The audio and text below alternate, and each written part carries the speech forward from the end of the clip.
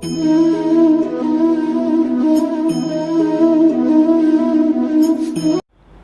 Students, બધા મજામાં? ચાલો આજે એક અગત્યનો સમ, ટોટલ 2 સમ કરવા છે આપણે, ખૂબ ઇમ્પોર્ટન્ટ એવા સમ છે. પણ એ પહેલાં જે લાસ્ટ સેશનમાં આપણે જે સમ કર્યા એમાં જે આખો જે કોન્સેપ્ટ યુઝ કરેલો છે એ ટાઈપનો જ કોન્સેપ્ટ છે, બરાબર. પણ આ જે સમ છે એ ટેક્સ્ટ બુકનો સમ છે અને સ્વાધ્યાયનો સમ છે, તમારો 30મો દાખલો. જો અત્યારે એવું કહેવાય છે કે 80 માર્ક્સની થિયરી જો આવે તો 5 માર્કના સમ પણ એન્ટર થશે, તો એમાં 5 માર્કમાં પૂછાઈ શકે. અને જો 50-50 આવે તો 4 માર્કમાં પૂછાઈ શકે એવો સમ છે 1.30, જેની રકમ તમને તમારી સ્ક્રીન ઉપર દેખાશે. હવે જુઓ, ગોસના નિયમનો ઉપયોગ કર્યા સિવાય, હવે ગોસનો નિયમ શું છે એ તમને ખબર જ નથી, એટલે એમાં આપણે કંઈ પડવાનું નથી. કર્યા સિવાય વિદ્યુત ભારની સમાન રેખીય ઘનતા લેમડા ધરાવતા લાંબા નહીં અનંત લંબાઈનો તાર લેવાનો છે આપણે, લેમડા ધરાવતા લાંબા પાતળા તારને લીધે ઉદ્ભવતા વિદ્યુત ક્ષેત્રનું સૂત્ર મેળવો. ઓકે, આ તમારે કરવાનું છે. લેમડા જેટલી રેખીય વિદ્યુતભાર ઘનતા ધરાવતા સમાન છે એટલે બધા ખંડમાં રહેલો વિદ્યુતભાર સરખો હશે. લાંબા પાતળા તાર, લાંબો અને પાતળો તાર કીધો છે એટલે લાંબો એટલે આપણે અનંત લંબાઈનો તાર લઈ લેશું, એને લીધે ઉદ્ભવતા વિદ્યુત ક્ષેત્રનું સૂત્ર આપણે મેળવવાનું છે. ચાલો, તો સાવ સિમ્પલ વસ્તુ છે, ધ્યાન રાખજો વ્યવસ્થિત રીતે. ચલો જોજો, પહેલા આપણે અનંત લાંબો અને પાતળો તાર લેવાનો છે એટલે આપણે અનંત લંબાઈના તારને લીધે ઉત્પન્ન થતું ક્ષેત્ર મેળવવાનું છે એવું કહી શકાય, બરોબર. 2 રીતે મેળવશું. પહેલી જે મેથડ અત્યારે આપણે જે કરી રહ્યા છીએ ઈ, અને બીજી વાર જ્યારે આપણે મેળવશું 3 માર્કનો પાછો એ ઇમ્પોર્ટન્ટ પ્રશ્ન છે, એ ગોસના નિયમ ઉપરથી આપણે કરશું. ઓકે, ચાલો જોજો, એ ધ્યાન રાખજો. NCERT example, RT example 1.30. Okay, ચાલો હવે અહીંયા ધ્યાન દેજો વ્યવસ્થિત રીતે. તમારું બહુ સિમ્પલ સમ છે, પણ આમાં સંકલનની જે ગણતરી છે એ જ બધી બહુ ઇમ્પોર્ટન્ટ છે, બીજું આમાં કોઈ ખાસ સમમાં નથી.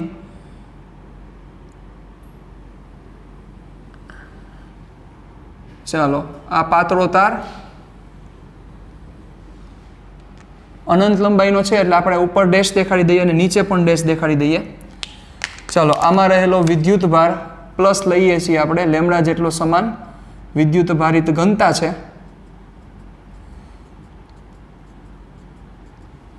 ઓકે, હવે આ અનંત લંબાઈનો તાર લેમડા જેટલી વિદ્યુત ભાર ઘનતા, લેમડા જેટલી સમાન વિદ્યુત ભાર ઘનતા. ઓકે, અને આને લીધે આપણે r જેટલા અંતરે, એટલે તારથી આપણે r જેટલા ડિસ્ટન્સે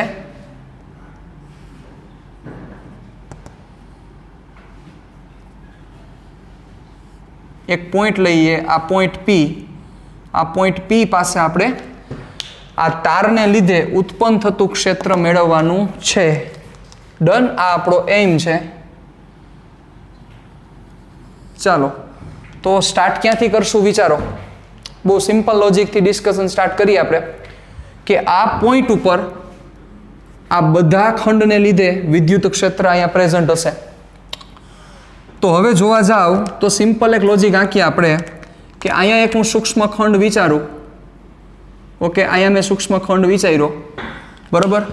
હવે આ સૂક્ષ્મ ખંડને લીધે ઉત્પન્ન થતું આ જગ્યાએ ક્ષેત્ર કઈ દિશામાં હશે વિચારો. ચાલો સમજો બરોબર રીતે.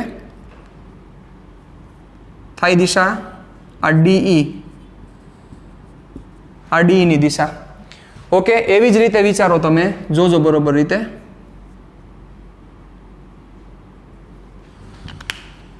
એવી જ રીતે આ ખંડ જ્યારે દૂર જશે તો આ ડિસ્ટન્સ ચેન્જ થશે, ડિસ્ટન્સ ચેન્જ સાથે સાથે આ જે દિશા છે એ દિશા પણ બદલશે. એટલે જોવા જાવ આ ખંડ જેમ નજીક આવશે એમાં દિશા વિચારો, આ દિશા આમ થતી જશે વિચારો. જોઈ હજી નજીક આવશે એટલે દિશા હજી વધારે સ્ટ્રેટ થશે, હજી નજીક આવશે દિશા વધારે સ્ટ્રેટ થશે. મતલબ કે તમે જેમ દૂર જતા જાશો, લાસ્ટ સેશનમાં જે સમ કર્યા એ સમમાં એવું હતું કે જેમ તમે અહીંથી દૂર જાઓ એમ શું થતું હતું તો કે ખાલી દિશા બદલતી હતી, વિદ્યુત ક્ષેત્ર નહોતું બદલતું. અહીંયા બે વસ્તુ બદલે છે. જુઓ કે અહીંથી તમે જેમ દૂર જાશો એટલે આ પોઈન્ટનું જે ડિસ્ટન્સ છે આ ડિસ્ટન્સ બદલી ગયું, ડિસ્ટન્સ બદલું એટલે શું થશે, વેલ્યુ પણ ચેન્જ થઈને સાથે સાથે દિશા પણ ચેન્જ થાય. સમજી શકો છો તમે. હજી આગળ ઉપર જશો એટલે આ વેક્ટર હજી ડાઉન જશે, હજી ઉપર જશો વેક્ટર ડાઉન જશે. તો આ વસ્તુ એક પહેલા સમજવાની છે કે દિશા છે એ સતત રીતે શું થતી જશે, તો કે બદલતી જશે. ચાલો, તો હવે દિશા બદલશે એ સમજ્યા તમે. તો આજે તમે ખંડ લીધો છે, તમે જેમ નીચે આવતા જશો એ રીતે આ વેક્ટર જે આમ બેન્ડ થયેલો છે, જેમ નીચે આવતા જશો એમ વેક્ટર આમ સ્ટ્રેટ થતો જશે. અને જ્યારે એક્ઝેક્ટ આ પોઈન્ટ ઉપર હશો ત્યારે વેક્ટર સ્ટ્રેટ આ દિશામાં હશે. વિચારો. પણ ત્યાંથી જેવા તમે નીચે ગયા, જેવા તમે નીચે બાજુ જતા જશો એમ શું થતો જશે, અહીંયા તમે કોઈ એક ખંડ લ્યો તો આનો વેક્ટર કઈ બાજુ જશે, ઉપરની તરફ. મતલબ કે આ વેક્ટર જે પહેલા આ જગ્યાએ આમ બેન્ડ છે, આ જગ્યાએ સ્ટ્રેટ થશે. જેમ નીચે જશો એમ આ વેક્ટર એટલે કે સદિશ કઈ બાજુ જતો જશે, ઉપરની તરફ જતો જશે. વિચારો. તો હવે લોજિક આંકો કે આજે તમે અહીંયા એક નાનકડો ખંડ લીધેલો છે, આ વસ્તુને હું બીજી જગ્યાએ દેખાડી દઉં છું કારણ કે આપણે આની જગ્યાની જરૂરિયાત પડશે. ઓકે, આપણે હમણાં લખી નાખીએ. તો આજે તમે આને ખંડ લીધેલો છે, આ ખંડ તમે કેટલા ડિસ્ટન્સે લીધો, સપોઝ આ જગ્યાએથી તમે આજે ખંડ લીધો છે x જેટલા ડિસ્ટન્સે લીધો છે, અને x છે એટલે x નો જ ભાગ હશે કેટલી લંબાઈ, તો કે dx લંબાઈનો ખંડ. એવો જ dx લંબાઈનો આટલો જ x અંતરે તમે નીચે લ્યો ખંડ, સમજો બરોબર. આટલું જ ડિસ્ટન્સ કે જે ઉપર તમે જે ડિસ્ટન્સ લીધું છે એવડું જ ડિસ્ટન્સનો ખંડ તમે નીચે ધારો, તો અહીંયા તમે જો એ જ ખંડ વિચારો dx લંબાઈનો, તો આને લીધે આ જગ્યાએ ઉત્પન્ન થતું જે ક્ષેત્ર છે એ ક્ષેત્રની દિશા કઈ થશે, વિચારો જોઈએ. ઓબ્વિયસ છે આ દિશા થાય. અને મુદ્દાની વાત એ છે કે આની વેલ્યુ પણ DE, અને આ જે વેલ્યુ છે એ જ આ વેલ્યુ થશે કારણ કે આ જે x છે એ જ આ x છે, અને આ જે r છે એ બંને માટે r સેમ છે. એટલે આ DE અને આ DE એ બંનેની કિંમત સરખી છે, પણ દિશા જુઓ તમને જુદી જુદી અત્યારે દેખાઈ રહી જ છે. ઓકે, ચાલો હવે વિચારો તો શું થશે. હવે ખબર છે આપણને કે અહીંથી આપણે કોમ્પોનેન્ટ એના લેવા પડશે, એટલે કોમ્પોનેન્ટના ફોર્મમાં તમારે સમય આગળ વધારવો પડશે. વધારો. ચાલો ધ્યાન રાખજો બરોબર રીતે. સપોઝ આ જે એંગલ છે આપણે થીટા લઈએ છીએ, આ થીટા અને આ થીટા, આ થીટા થાય તો કમ્પલસરી આ થીટા થાય જ, કારણ કે આ જે માપ છે એ જ આ માપ છે. આર પણ ઈ છે એટલે આ થીટા એટલે આ થીટા, આ થીટા, આ થીટા, કારણ કે અભિકોણની જોડ બની. તો હવે વિચારો તમે આના કોમ્પોનેન્ટ આ બાજુ ખેંચી લ્યો તો આનો આ દિશાનો ઘટક કયો આવશે, તો કે DE cos થીટા. બરોબર. અને આનો સાઇન ઘટક કઈ બાજુ જશે, દેખાય જ છે ઉપર તરફ જશે, DE sin થીટા. એવી જ રીતે આ નીચેનો જે DE છે એનો આ દિશાનો ઘટક DE cos થીટા એટલે 2 થયા, અને એક્ઝેક્ટ એની સામેની સાઈડ DE sin થીટા. હવે આ DE sin થીટા અને આ DE sin theta value same, opposite. Net answer શું થઈ જશે, 0. મતલબ D sin થીટા કટ થશે. એવું લાસ્ટ ટાઈમ ક્યાં થયું હતું, રિંગમાં થયું હતું. એ જ વસ્તુ છે આ. રિંગની અક્ષ ઉપર વિદ્યુત ક્ષેત્ર મેળવવાનું હતું, એમાં જે વેલ્યુ આવી હતી એ જ આ વેલ્યુ છે, કઈ નવીન વસ્તુ નથી. એટલે D sin થીટા તમારા અહીં કટ થઈ ગયા. તો મતલબ કે આ બે ખંડ તમે જે ઇક્વલ ડિસ્ટન્સ ઉપર લીધા, તો ઈ ખંડને લીધે અહીંયા જે મળ્યું વિદ્યુત ક્ષેત્ર એ માત્ર ને માત્ર એનો કોસ ઘટક છે. મતલબ કે એનો સાઇન ઘટક છે એ કટ થઈ જાય છે. તો લોજિક આખો આવી તમને કેટલી પેર મળશે, આ એક પેર તમે મેળવી, એ એક પેરનો સાઇન ઘટક કટ થયો, તો આવી હજી એક પેર મળે. વિચારો અહીંયા એક પાછો એક નાનકડો ખંડ વિચારો, કેટલા ડિસ્ટન્સ છે, તો કે y જેટલા ડિસ્ટન્સ છે સપોઝ, તો એવડો જ y જેટલા ડિસ્ટન્સ છે તમને નીચેની બાજુ ખંડ મળશે, તો એનો સાઇન ઘટક કટ થશે, એના એંગલ સેમ આવશે. સમજો છો તમે. મતલબ કે આ સેન્ટરથી સ્ટાર્ટ કરો તો સેન્ટરથી તમને બંને બાજુ અનંત જોડ મળશે, કારણ કે અનંત લંબાઈનો સળિયો છે. સેન્ટરથી તમને બંને બાજુ અનંત જોડ મળશે, અને બધા જોડના સાઇન કોમ્પોનેન્ટ કટ થઈ જશે, એટલે નેટ આન્સર જે આવશે કોસ કોમ્પોનેન્ટ જ આવશે. સિમ્પલ વાત છે. તો મતલબ કે તમારે સાઇન કોમ્પોનેન્ટ કટ થઈ ગયા છે, તો નેટ જે તમારે ઇન્ટિગ્રેશન કરવાનું થશે, કોનું કરવાનું થશે, કોસ કોમ્પોનેન્ટનું. બહુ સિમ્પલ વસ્તુ છે. તો હવે આ વસ્તુને હવે થોડીક આપણે સરસ રીતે થોડુંક લખી લઈએ, અને પછી આપણે ઇન્ટિગ્રેશન તરફ આગળ વધીએ. આનું સંકલન જ ઇમ્પોર્ટન્ટ છે, બીજી કોઈ વસ્તુ ઇમ્પોર્ટન્ટ નથી ખાસ આમાં. ચાલો, આકૃતિમાં દર્શાવ્યા મુજબ લેમડા જેટલી સમાન રેખીય વિદ્યુત ભાર ઘનતા ધરાવતો અતિ લાંબો અથવા અનંત પાતળો તાર વિચારો. રેડી?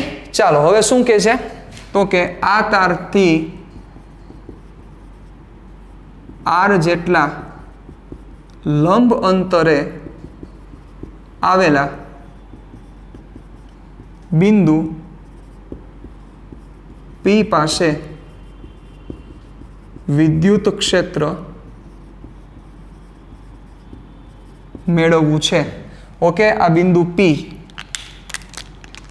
ટકાઈ ગયું છે.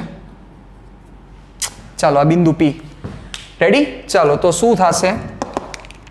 આપણે હજી એક અહીંયા પોઈન્ટ લઈ લઈ, અને ક્યુ કહી દઈ.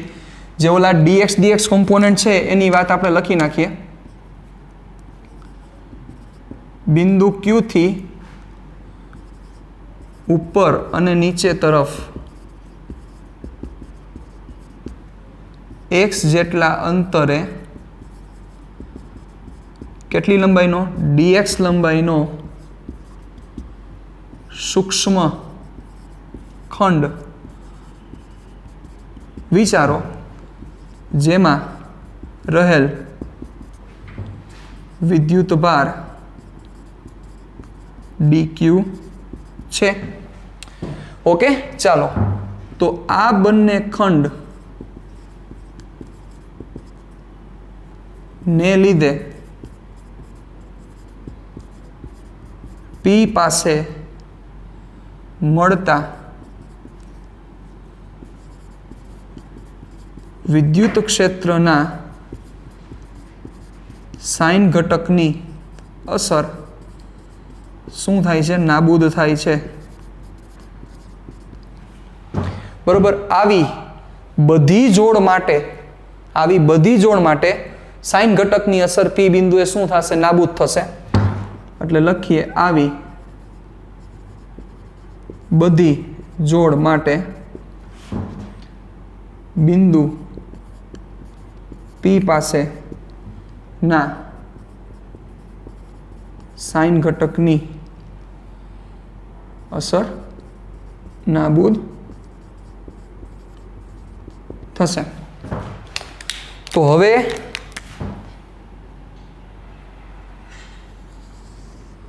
તો બિંદુ પી પાસે પરિણામી વિદ્યુત ક્ષેત્ર કેટલું થાય? બિંદુ પી પાસે ઉત્પન્ન થતું પરિણામી વિદ્યુત ક્ષેત્ર E is equal two integration DE cos theta. Simple છે. ચાલો વેલ્યુ પુટ કરો. હવે જ બધી માથાકૂટ ચાલુ થશે. DE, ચાલો જોજો, DE એટલે કોસ ઘટક લેવાનો છે. D એટલે કોઈ એક ખંડ. આમાં રહેલો વિદ્યુત ભાર કેટલો લીધો છે આપણે? DQ. તો KQ/R². ઓકે, હવે R કોને લેશું? અહીંયા આપણે R લઈ લીધો છે, બરોબર. આને આપણે Y લઈ લઈએ એટલે KQ/Y² થઈ જશે. રાઈટ? તો આપણે આજે Y લીધેલો છે અને R લીધેલા છે, એના ઉપરથી હવે આપણે આગળ ડિસ્કશનને આગળ વધારીએ. તો શું કરવું પડશે? K dq/R ની જગ્યાએ Y² બોલવું પડશે તમારે. કાંઈ વાંધો નહીં, બોલો એ રીતના. તો શું થશે? K dq/Y². Okay, cos theta. ચાલો હવે dq ની જગ્યાએ તમે શું પુટ કરશો? લોજિક આંકજો, મગજ હાલવો જોઈએ. લેમ્બડા dx આ ખબર જ હોવી જોઈએ. cos θ/Y². હવે જ બધી વસ્તુ ઇમ્પોર્ટન્ટ ચાલુ થશે. dx, હવે આવા dx છે એ ક્યાંથી સ્ટાર્ટ થયા છે? સેન્ટરથી. એટલે જોવો આ બાજુ ક્યાં પૂરા થશે? તો કે અનંતે. નીચે ક્યાં પૂરા થશે? અનંતે. તો એની લિમિટ શું થઈ dx ની? વિચારો. તો નીચે અનંતે પૂરા થશે, ઉપર અનંત પૂરા થશે, એટલે -ઇન્ફિનિટી ટુ +ઇન્ફિનિટી. ખાસ મગજમાં રાખજો બધી વસ્તુ. K અને લેમ્બડા અચળ છે એટલે એનો બહાર કાઢી લઉં છું. કોસય અચળ નથી સાહેબ, કારણ કે એંગલ ચેન્જ થતો જાય. જેમ કે આ જગ્યાએ તમે વિચારતા હોય, જોજો લોજિક આંકજો. આ જગ્યાએ વિચારતા હોય, આવી આ દોરતા નહીં, પણ અત્યારે તમને ખાલી સમજવા માટે હું દોરું છું. આ જગ્યાએ વિચારતો હોય તો આ ખૂણો ચેન્જ થાય, આ જગ્યાએ વિચારો તો આ ખૂણો ચેન્જ થાય, આ જગ્યાએ વિચારો તો આ ખૂણો ચેન્જ થાય. મતલબ કે થીટાય ચેન્જ થાય છે. એટલે કોસ થીટાને પણ તમે બહાર લઈ શકશો નહીં. તો હવે શું થશે? કે અને લેમડા અચળ છે, બહાર કાઢ લ્યો. ચાલો, કે લેમડા અચળ શું વધશે અંદર? Cos theta dx. ચાલો વાય સ્ક્વેર કાઢો, વાય સ્ક્વેરનું કામ નથી. વાય સ્ક્વેર એટલે શું થશે? વાય સ્ક્વેર કાટકોણ ત્રિકોણ બને છે, જુઓ સાહેબ. Y square x square plus r square એટલે શું થશે? X square plus r square. ચાલો ઇઝ ઇક્વલ ટુ ક્યાંથી ક્યાં સુધી? લિમિટ ભૂલવાની નથી, -ઇન્ફિનિટી ટુ +ઇન્ફિનિટી. ચાલો હવે પ્રશ્ન શું છે જુઓ. જે પ્રશ્ન છે આપણી સામે રહેલો છે એ પ્રશ્ન સમજવો જરૂરી છે કે તમારી પાસે એક્સ પ્રત્યે તમારે સંકલન કરવાનું છે, સમજજો બરોબર. પણ તમારી પાસે બે વેરિયેબલ છે, થીટા પણ બદલે છે અને સાથે સાથે એક્સ પણ બદલે છે. તો બંને વસ્તુ કેમ ભેગી થાય વિચારો. વિકલન હોય તો તમારી પાસે ઓલો રૂલ છે, કયો? ચેઇન રૂલ કહેવાય એને. સાંકળનો નિયમ છે, તો એકાદા નચળ રાખો, બીજાનું વિકલન કરો, બીજા નચળ રાખો, પહેલાનું વિકલન કરો. સંકલનમાં એ ટાઈપનો કોઈ રૂલ નથી કે એમાં બે વેરિયેબલ હોય અને એમાંથી તમે શું કરી શકો? પહેલું વચન બીજાનું સંકલન, એવો કોઈ રૂલ નથી સાહેબ. એટલે તમારે કમ્પલસરી શું કરવું પડે? તમે અહીંયા એક્સ પ્રત્યે સંકલન કરો છો તો કાં થીટાને એક્સમાં કન્વર્ટ કરવો પડે, કાં એક્સને થીટામાં કન્વર્ટ કરવો પડે. મતલબ તમારી પાસે અહીંયા બે વેરિયેબલ થયા. ક્યાં વેરિયેબલ થયા? ચલ તમારી પાસે બે છે, એક્સ અને થીટા. હવે અહીંયા તમારી પાસે dx છે, સમજજો બરોબર. તો dx છે તો એનો મતલબ તમે એક્સ પ્રત્યે સંકલન કરવાનું વિચારો છો તો કમ્પલસરી તમારે થીટાને શું કન્વર્ટ કરવો પડે? એક્સમાં કન્વર્ટ કરવો પડે. મતલબ કે સાવ સિમ્પલ ભાષામાં હું જો તમને સમજાવું તો એનો મિનિંગ કે આજે તમે સંકલન કરો છો એમાં એક જ વેરિયેબલ હોવો જોઈએ, મારો કહેવાનો ભાવાર્થ આ છે બરોબર. આર તો કોન્સ્ટન્ટ છે એટલે આર વેરિયેબલ નથી, આર તો કોન્સ્ટન્ટ લીધેલો છે આપણે. પણ એક્સ વેરિયેબલ છે અને થીટા વેરિયેબલ છે એટલે કાં થીટાને એક્સમાં કન્વર્ટ કરો, કાં એક્સને થીટામાં કન્વર્ટ કરો. તો આપણે ટ્રાય કરીએ. ચાલો dx પડેલો છે તો થીટાને આપણે કેમાં કન્વર્ટ કરવાની ટ્રાય કરીએ? એક્સમાં. અને પછી એનું સંકલન અત્યારે આપણને આવડે એમ છે, વિચારીએ. ચાલો, નકર પછી આપણે સ્ટેપ બીજું કંઈક કરશું. કે લેમડા ઇન્ટિગ્રેશન. ચાલો કોસ થીટા એપ્લાય કરો, cos theta apply. Cos theta એટલે પાબા, પાબા એટલે આર, ના છેદમાં કર્ણ એટલે વાય. તો વાય શું હતો? મગજ આખો તો y square is equal to આવું હતું, x square plus r square. સમજો એટલે વાય ઇઝ ઇક્વલ ટુ થશે x square plus r square raise to 1/2 થાય. એટલે વાય ની કિંમત એ થશે. ચાલો જોજો બરોબર રીતે ધ્યાન આપજો. છેદમાં આ તો છે જ x square plus r square ની 1 ઘાત કોસ થીટા પાબા, પાબા એટલે આર, અહીંયા dx લખ નાખું છું, પાબા એટલે આર, ના છેદમાં વાય. વાય ક્યાં ગયો? વાય છે x square plus r square, x square plus r square raise to 1/2. ચલો આવું તમારે આગળ પડેલું છે. ઓકે, ચાલો હવે આને અરેન્જ કરો. આ 1 અને આ 1/2 પાવર થયો એટલે જોજો શું થશે?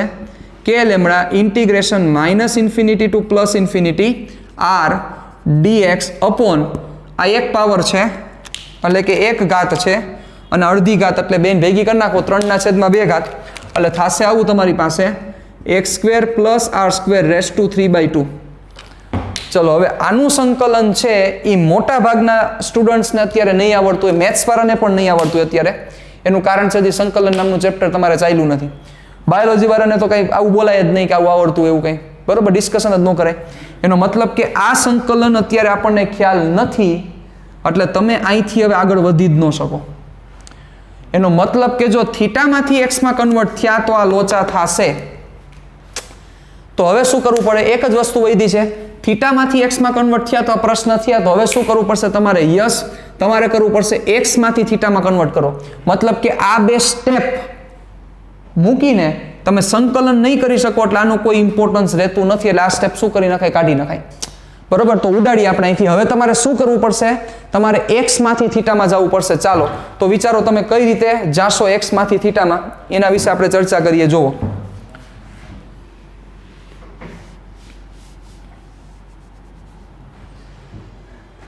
ચાલો એક્સમાંથી થીટામાં, એનો મતલબ કે થીટાને ઉડાડવાનો નથી, એક્સને ઉડાડવાનો છે.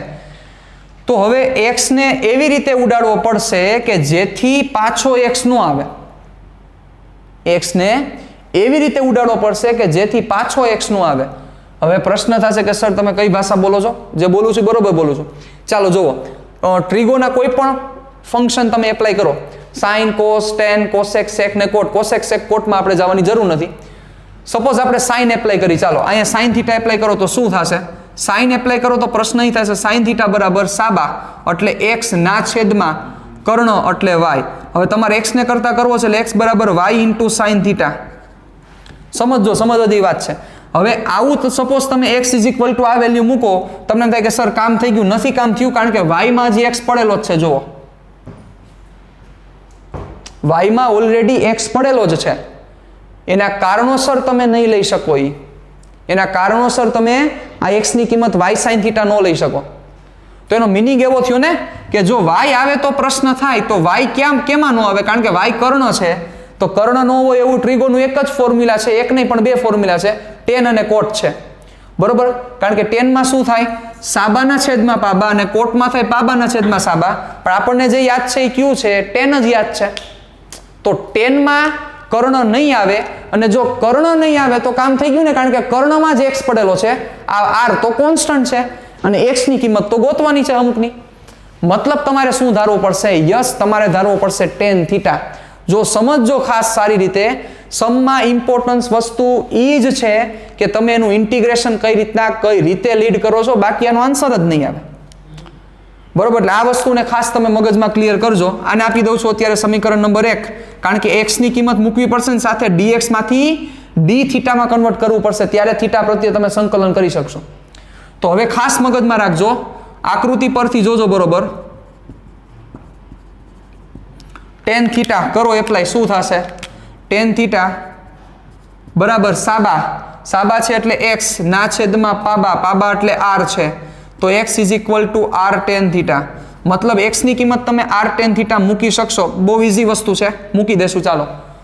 પણ આ એક્સની કિંમત તમે આર ટેન થીટા મૂકી દીધા, મતલબ થીટામાં કન્વર્ટ થઈ ગયું, પણ ડીએક્સની કિંમત હજી તમે મૂકી નથી.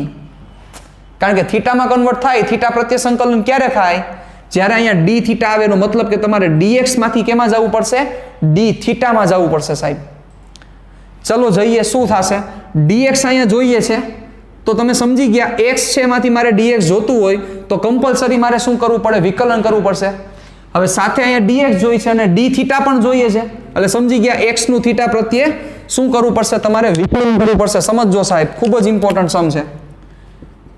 એક્સ નું થીટા પ્રત્યે વિકલન કરતા કરો વિકલન. ચાલો, શું થશે? Yes, dx by D theta is equal to R constant છે, D by D theta of tan theta. હાલો, ટેન થીટાનું વિકલન રવિ સાહેબ, સેક સ્ક્વેર થીટા. યસ, જો હવે આ ફોર્મ્યુલા મેથ્સ વાળાને નહીં ખબર હોય, સોરી બાયો વાળાને નહીં ખબર હોય, એટલે એ ફોર્મ્યુલા લખી દઉં. મેથ્સ વાળાને તો બધું આવડતું હોય આવું બધું. D by D theta tan theta, tan થીટાનું વિકલન થાય સેક સ્ક્વેર થીટા. યસ, એટલે ઈ વિકલન, હવે ઈ વિકલનનું નવું સૂત્ર છે કે જે બાયો વાળાને સાથે સાથે યાદ રાખવાનું છે સાહેબ. રાખવું પડે ને સાહેબ, બાકી તો આમાં જિંદગી ગોટાળે ચડી જાય. હાલો, તો ટેન થીટાનું વિકલન થશે સેક સ્ક્વેર થીટા. તો dx is equal to sec square theta d theta. તો જોવો સાહેબ, એમ લખ્યું આંખોમાં તમે ખોટી. dx ની જગ્યાએ ડી થીટા જોતા હતા, આવી ગયા. ચલો, dx ની કિંમત એને સાંભળોમાં તમે, dx ની કિંમત sec square theta d theta મૂકી દેશું અહીંયા, અને x ની કિંમત શું મૂકી દેશું? R tan theta. ચાલો જોજો, હજી તમારું કામ પૂરું નથી થયું, હિંમત રાખજો.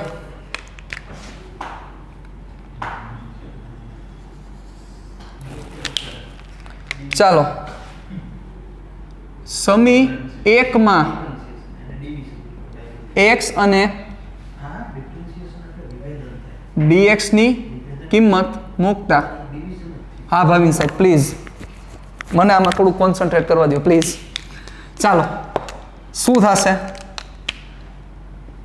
કે lambda minus infinity to plus infinity. હાલો, હવે હલવાશો, જોજો તમે.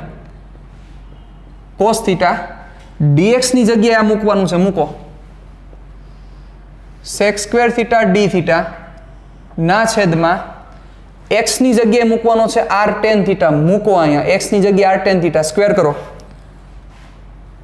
R square tan square theta plus હજી આર સ્ક્વેર પડ્યા જ છે ચલો તમને એમ થશે કે સર આમાં હલવાના શું? હલવાના તમે જ્યાં લિમિટ મૂકી હતી આ માઇનસ ઇન્ફિનિટી અને પ્લસ ઇન્ફિનિટી એ એક્સની લિમિટ હતી. હા, હવે આ જે એક્સની લિમિટ છે માઇનસ ઇન્ફિનિટી અને પ્લસ ઇન્ફિનિટી, હવે અહીંયા થીટા આવી ગયો છે, તો તમે જે અહીંયા માઇનસ ઇન્ફિનિટી અને પ્લસ ઇન્ફિનિટી મૂકી છે એ નહીં ચાલે. કારણ કે હવે તમારે લિમિટ કોની મૂકવી પડે? થીટાની લિમિટ મૂકવી પડે. તો હવે એ થીટાની લિમિટ કઈ થશે એ પાછો નવો પ્રશ્ન છે. એ લિમિટ જો સમજાઈ જાય તો કામ થઈ જાય. બે રીતે તમે એને સમજી શકશો. જુઓ, પેલા લોજિકમાં આપણે ડિસ્કશન કરીએ, લોજિકલી આખું વિચારીએ તો શું થશે. જો મગજ આંખો, આ ભાગ જેમ આ નીચે જાતો જશે, અનંત લંબાઈનો સળિયો છે, આ ભાગ જેમ નીચે જશે એમાં આ એંગલ વધતો જશે. વિચારો નીચે તરફ અનંત લંબાઈનો સળિયો હોય એટલે આ ભાગ વધતા વધતા વધતા વધતા વધતા વધતા છેલ્લે કેટલો થાય તો કે 90 થાય.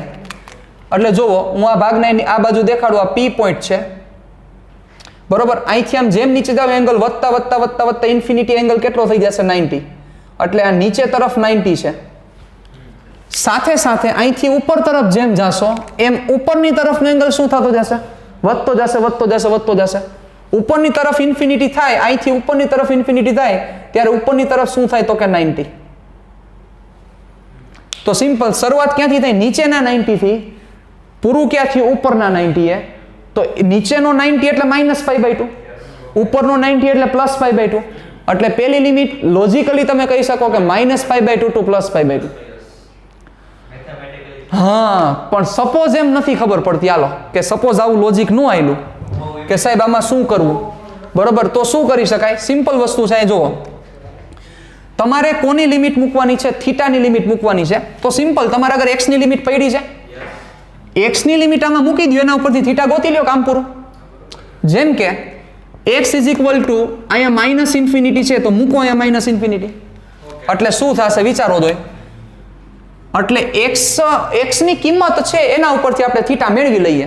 તો x ની કિંમત માઇનસ ઇન્ફિનિટી મૂકી દો. મૂકતા શું થાય અહીંયા? યસ, એટલે r તો શું થઈ ગયો? એને ઉડાડી જ નખાય ને હવે.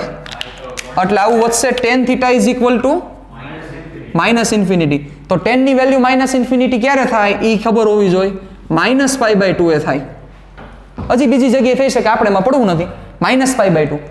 એવી જ રીતે વિચારો, જ્યારે x ની કિંમત પ્લસ ઇન્ફિનિટી હોય ત્યારે થીટા કેટલો મળે છે? બરોબર. x ની કિંમત પ્લસ ઇન્ફિનિટી થાય એટલે ત્યારે શું કરી શકીએ આપણે? આ જ વસ્તુને અહીંથી આગળ વધારીએ. જોજો બરોબર રીતે. x is equal to plus infinity મૂકતા શું થાય તો કે tan θ is equal to infinity. tan ની કિંમત ઇન્ફિનિટી ક્યારે હોય તો કે π/2 એ હોય. તો થઈ ગયું એ જ વસ્તુ, -π/2 થી +π/2.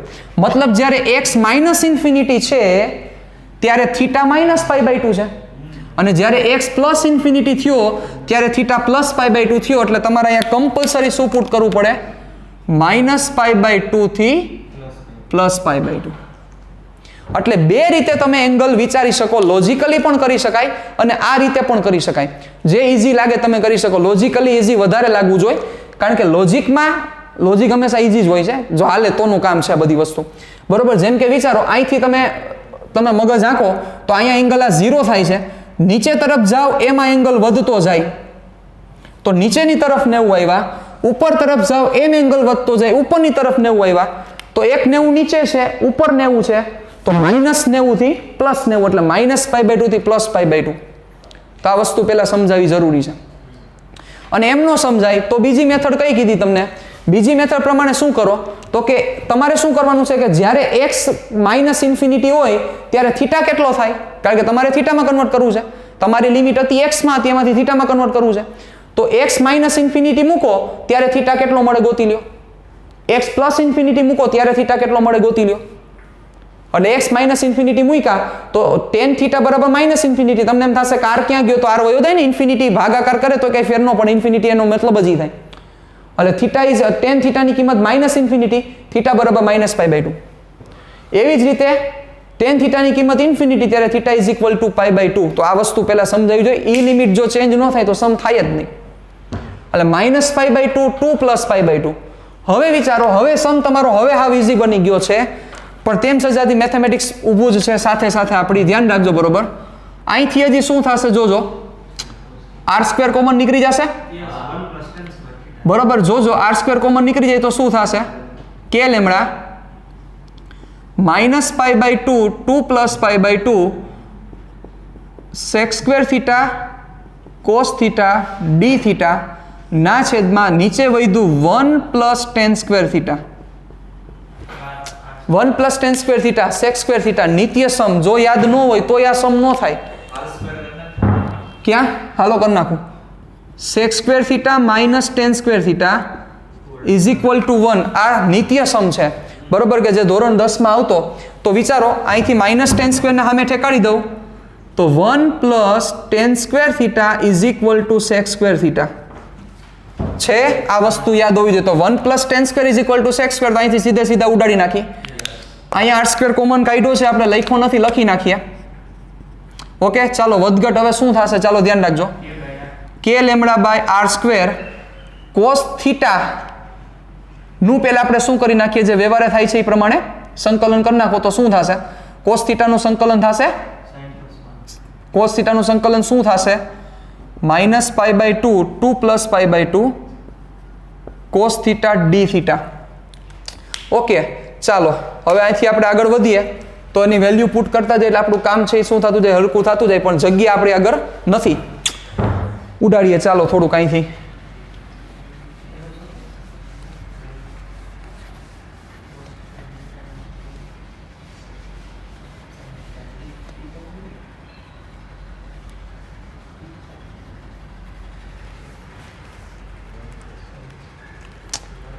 બીજી એક વસ્તુ એક જોયું તમે, એક મિસિંગ થયું.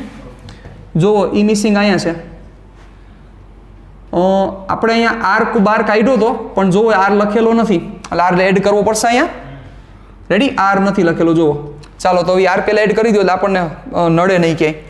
dx માં ખાલી આપણે sec² થીટા d થીટા લખેલા છે, આર લખેલા નથી. લઈ લ્યો આર. ચાલો અહીંયા આર, તો આર અહીંયા વધશે, તો સાથે સાથે ઈ આર હવે સીધો બાર જ કાઢી લ્યો એટલે આર અહીંયા ઈ એક આર કટ થઈ ગયો એટલે સ્ક્વેરની જગ્યાએ ખાલી એક જ વધશે, એટલે k λ/r. વધો, ચાલો હવે આગળ વધો, સમજો. ચાલો શું થશે, ધ્યાન રાખજો બરોબર રીતે. k λ/r એના k λ/r એમનેમ જ cos થીટાનું સંકલન થશે sin થીટા. જો સંકલનના ફોર્મ્યુલા યાદ હોવા જોઈએ, વિકલનના ફોર્મ્યુલાથી સંકલનના ફોર્મ્યુલા sin cos માં ઉલટા છે. sin નું વિકલન cos થાય પણ sin નું સંકલન - cos થાય. cos નું વિકલન - sin થાય પણ cos નું સંકલન ખાલી sin થાય. રેડી, ચાલો -π/2 2 + π/2. ચાલો k λ/r હવે વેલ્યુ પુટ કરો, sin π/2 - sin -π/2. ચાલો k λ/r sin π/2 એટલે 1, ખૂણો માઇનસ છે, sin માઇનસ એટલે કયું વિધેય થાય, હા, એટલે શું થશે, અયુગ્મ વિધેય છે, -12 કાઢે એટલે પ્લસ sin π/2, sin π/2 એટલે 1, એટલે sin π/2 1, આ 1 એટલે 2k λ/r, r સ્મોલ છે. રેડી, તો આ તમારું વિદ્યુત ક્ષેત્રનું સૂત્ર થયું, E = 2k λ/r. તો તમને આ ફોર્મ્યુલા આખું સ્ટેટમેન્ટ સાથે યાદ હોવું જોઈએ કે E = 2k λ/r આ ફોર્મ્યુલા કેના માટે એપ્લાય થશે. ચાલો આવો કોઈ પ્રશ્ન પૂછે તો તમને એ સાથે યાદ હોવું જોઈએ કે આ ફોર્મ્યુલા છે એ અનંત લંબાઈના લેમડા જેટલા સમાન રેખીય ઘનતા ધરાવતા સળિયાને લીધે ઉત્પન્ન થતું વિદ્યુત ક્ષેત્ર છે. રેડી, આ વસ્તુ આ રીતના યાદ રહેવી જોઈએ. એટલે E = 2k λ/r. Clear, done. પણ સાથે સાથે જે આપણે દિશા જોઈએ છે તો દિશા સમજવી જરૂરી છે. દિશા કઈ રીતના આપણને મળશે તો જુઓ, આ જે વિદ્યુત ક્ષેત્ર જે મળ્યું આ E નેટની દિશા છે ને, કારણ કે કોસ કોમ્પોનેન્ટ જ આવે છે, એટલે આ તમારી E ની દિશા થઈ. તો આ E ની દિશા છે એ r ની દિશામાં છે. જુઓ, તો હવે દિશા આપણે એડ કરવી તો શું કહી શકીએ, જોજો બરોબર, એમાં ડિપેન્ડ કરશે લેમડા ઉપર. લેમડા પોઝિટિવ ચાર્જ છે તો ફિલ્ડને થ્રો કરશે આ રીતના, એટલે શું થશે, લેમડા ગ્રેટર દેન 0 હોય ત્યારે, લેમડા ગ્રેટર દેન 0 હોય ત્યારે E is equal to 2k lambda upon r caret, કારણ કે r ની દિશામાં છે. હવે જો લેમડા લેસ દેન 0 હોત, એટલે કે સપોઝ કે આ નેગેટિવ ચાર્જ હોત તો શું થાત, આ આખો નેગેટિવ ચાર્જ હોત તો ફિલ્ડને ધક્કો ન મારત, ખેંચત, તો r કેરેટની કઈ દિશા થાત, ઓપોઝિટ દિશા થાત. સિમ્પલ છે. તો અહીં આપણે એ મેન્શન કરી દઈએ કે લેમડા લેસ દેન 0 હોય ત્યારે, લેમડા લેસ દેન 0 હશે ત્યારે E ઇઝ ઇક્વલ ટુ શું થશે, 2k લેમડા અપોન r, પણ દિશા થશે -r cap. Clear? Done? Okay, ચાલો હવે આ વસ્તુને હું હજી થોડીક વ્યવસ્થિત રીતે હજી આપણે થોડુંક ડિટેલિંગમાં જઈએ, પણ સમજો આ સમના મેઇન સ્ટેપ જોવા જાવ તો 3 મેઇન સ્ટેપ છે. સૌથી પહેલો સ્ટેપ કે જે અહીંથી તમને લાઇટ થવી જોઈએ કે તમારે x માંથી થીટામાં કન્વર્ટ કરવું પડશે. ઈ પહેલા તમને આવડવું જોઈએ. ઈ આવડે, ઈ થઈ જાય પછી તમને ઈ ખબર પડવી જોઈએ કે x ની વેલ્યુ મૂકી, એમાંથી મારે હવે dx ની કિંમત ગોતવાની છે, એટલે મારે વિકલન કરવું પડશે. આ બીજો સ્ટેપ. ઈ બે આવડે પછી તમને ત્રીજો સ્ટેપ આ લિમિટ ચેન્જ કરતા આવડવી જોઈએ. ઈ ત્રણેય આવડે પછી ચોથો સ્ટેપ આ સૂત્ર આવડવું જોઈએ. ઈ ચારેય આવડે પછી પાંચમો સ્ટેપ આ કોસનું સંકલન આવડવું જોઈએ. તો તમારો આન્સર આવે, બાકી આન્સર ન આવે. રેડી? એટલે આ સમ તમારે ઓછામાં ઓછું 5 વાર તો ગણવો પડશે. બરોબર? મેથ્સ વાળાને મને નથી લાગતું ઇશ્યુ થાય લાંબો, એ બીજી વાર ગણશે ત્યારે પરફેક્ટ ક્લિયર થઈ જશે. પણ બાયોલોજી વાળાને ઓછામાં ઓછો 5 વાર આ સમ કરવો પડશે, ત્યારે એને સમજાશે કે આ કઈ રીતના કઈ વસ્તુ કેમ કરવી પડી. ઓકે, એટલે ખાસ આ વસ્તુને લાઇટલી ન લેતા. આ સમ તમને અત્યારે દેખાય છે એ પ્રમાણે એમ થઈ જશે કે હમણાં થઈ ગયો, પણ એમ ન થાય સમ. તમે જ્યારે બુક લઈને આ બુક અને પેન લઈને બેસશો ત્યારે લખો એ પ્રમાણે ખબર પડે કેવું ભેગું થાય છે, કે કેવા આમાં પાનિયા ઉલરે છે. રેડી? એટલે આ વસ્તુની ખાસ મગજમાં રાખજો. જ્યાં સુધી આપણે ચર્ચા કરવાની બાકી છે આપણે કરીએ. ચાલો જોજો. હવે તમે સમજી શકો છો કે આના 5 માર્ક્સ શું કામ હોય. ભાવિન સાહેબે સમજી ગયા છે કે આના 5 માર્ક્સ દેવા જ પડે. સાહેબ તમારા માટે તો બધું સિમ્પલ જ છે સાહેબ, તમારા માટે તો બધું સિમ્પલ છે સાહેબ. ચલો, હજી કોઈને એવો પણ પ્રશ્ન થતો હશે કે આ પોઈન્ટ અહીંયા લીધો હોત તો, આ પોઈન્ટ અહીંયા લીધો હોત તો, આ પોઈન્ટ અહીંયા લીધો હોત તો કાંઈ ફેર ન પડે. એનું કારણ તમને સમજાવું. કારણ કે અનંત લંબાઈનો સળિયો છે તો કઈ જગ્યાએથી સ્ટાર્ટ થાય છે એવું તમે ચર્ચા ન કરી શકો. લિમિટેડ લેન્થ હોય તો પોસિબિલિટી છે કે તો એમાં ચર્ચા થાય. અનંત લંબાઈનો સળિયો છે એટલે એમાં કંઈ ચર્ચા કરવાની કોઈ ઇશ્યુ જ નથી રહેતું, કારણ કે એનો શરૂઆત ક્યાં છે અને અંત ક્યાં છે ખબર જ નથી. ઓકે, એટલે આનું ફિલ્ડ થાય કઈ રીતના જો બેઝિકલી જોવા જઈએ. ચલો જોજો, અહીં ધ્યાન રાખજો કે મારે એની જો ફિલ્ડ લાઇન્સ એટલે કે એક ક્ષેત્ર રેખા ડ્રો કરવી હોય, ભણ્યા નથી આપણે, પણ આપણને પોઝિટિવ ચાર્જની ક્ષેત્ર રેખા દોરતા આવડે. બિંદુવત વિદ્યુતભાર હોય તો આપણે દોરતા હતા ને ત્રિજ્યાવર્તી બહારની તરફ. બરોબર? તો આની ક્ષેત્ર રેખાને જો રિપ્રેઝન્ટ કરીએ તો શું થાય, આ ધક્કા મારે મગજ આખો, કારણ કે બહારની તરફ છે. તમે અહીંયા જોયું આ પોઈન્ટ ઉપર આ દિશામાં આવ્યું તો ઉપલા પોઈન્ટ ઉપર એ જ દિશામાં જાય, ઉપલા પોઈન્ટ ઉપર એ જ દિશામાં થાય બહારની તરફ. કોપી આમાં પણ કઈ દિશા થશે, બહારની તરફ. જોવો, પણ જો આની જગ્યાએ જો નેગેટિવ ચાર્જ હોય, ઋણ વિદ્યુત ભાર હોય, કેવો વિદ્યુત ભાર હોય, ઋણ વિદ્યુત ભાર, અનંત લંબાઈનો જ તાર, એમાં આપણે કંઈ ફેરફાર નથી કરવો. પણ જો ઋણ વિદ્યુત ભાર હોય તો શું થશે, સિમ્પલ, ઋણ વિદ્યુત ભાર હશે તો એ ખેંચશે. સમજી શકો છો, કોમન સેન્સની વાત છે.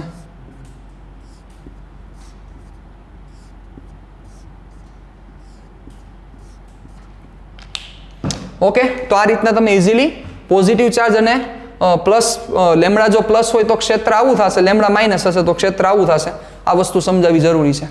હવે આના જ ઉપરનો એક સમ છે, એ સમ આપણે કરી નાખીએ. એની રકમ હું તમને નથી દેખાડતો, પણ જેનો જે ડેટા છે એ ડેટા તમને મૂકી દઉં છું. જો 1.23 નંબરનો જે સમ છે એ સમ આપણે કરીએ. એક અનંત લંબાઈનો રેખીય વિદ્યુત ભાર, જુઓ, એક અનંત લંબાઈનો રેખીય વિદ્યુત ભાર 2 સેન્ટીમીટર અંતરે 2 સેન્ટીમીટર અંતરે 9×10⁴ ન્યૂટન પર કુલમ વિદ્યુત ક્ષેત્ર ઉત્પન્ન કરે છે. કેટલું ક્ષેત્ર ઉત્પન્ન કરે છે? 9×10⁴ 4 ઘાત 9 × 10⁴ ન્યૂટન પર કુલમ વિદ્યુત ક્ષેત્ર ઉત્પન્ન કરે છે. કેટલા ડિસ્ટન્સ છે? 2 સેન્ટીમીટર ડિસ્ટન્સ છે. તો રેખીય વિદ્યુતભાર ઘનતા ગણો એટલે તમારે ફાઇન્ડ કરવાનો છે લેમ્બડા. તમારા આગળ ફિલ્ડ છે, ફિલ્ડની વેલ્યુ છે 9 × 10⁴ r છે 2 સેન્ટીમીટર. ફાઇન્ડ કરવાનો છે લેમ્બડા. ચલો આપણે લેમ્બડા ફાઇન્ડ કરીએ તો શું થશે ધ્યાન રાખજો. બહુ સિમ્પલ સમ છે. 1.23 જુઓ 1.23 r ની વેલ્યુ છે 2 સેન્ટીમીટર. વિદ્યુત ક્ષેત્ર ભાવિન સર કેટલું હતું? 9 × 10⁴ ન્યૂટન પર કુલમ. લખી દીધું, પદ બોલ્યા તો લેમ્બડાની વેલ્યુ કેટલી થશે? ચાલો, અનંત લંબાઈના તારને લીધે ઉત્પન્ન થતું ક્ષેત્ર, અનંત લંબાઈના તાર ને લીધે ઉત્પન્ન થતું ક્ષેત્ર એ રહ્યું સૂત્ર E = 2k λ/r. ચાલો, શું જોઈએ છે તમારે? લેમ્બડા. કરો લેમ્બડાને સબ્જેક્ટ, ER/2k વેલ્યુ પુટ કરો, આવી તમારો આન્સર ભાઈ. કુલમ પર મીટર. એટલે ખાસ તમે જે અહીંયા આર મૂકો એને આપણે સેન્ટીમાં નહીં મૂકીએ, મીટરમાં મૂકી દેશો. એટલે કુલમ પર મીટર, સેન્ટીમીટર ઇન્વર્સ નથી, કુલમ પર મીટર છે. આ તમારો શું થશે? લેમ્બડા. તો બહુ સિમ્પલ સમ છે, પણ આજનો જે આ સમ ભણ્યા બહુ અગત્યનો સમ હતો. એટલે ખાસ તમારે 3-4 વાર સમ કરવો પડશે, પછી તમને ક્લિયર થશે. એટલે 2-3 વાર વિડીયો જોવો પડે તો જોજો. જે જગ્યાએ મેં તમને જે વસ્તુ યાદ રાખવાની કીધી છે એ વિચારવી પડશે, યાદ રાખવું પડશે. અને તેમ છતાં ક્યાંય પણ પ્રોબ્લેમ થાય તો મને શેર કરજો પ્રોબ્લેમ તમારો. टाटा बाय बाय, सिया, फिर मिलेंगे चलते चलते.